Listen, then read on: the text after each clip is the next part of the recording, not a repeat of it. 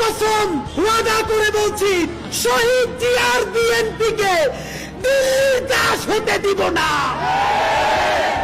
জামাতে ইসলামী স্পষ্ট মনে রাখেন, সাইদি নিজামীদের জামাতকে ভারতের দাবিদার হতে দিব না।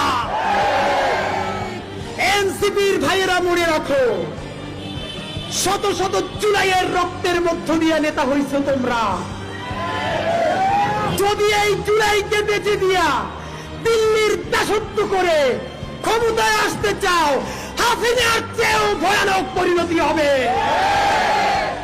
আল্লাহর কসম ওয়াদা করে বলছি, আপনার যেই সন্তান কবরে গেছে, তাদের আরো যদি 100 ভাই মাটির উপরে থাকে, সেই 100 সন্তান ইনকিলাবের কর্মীরা।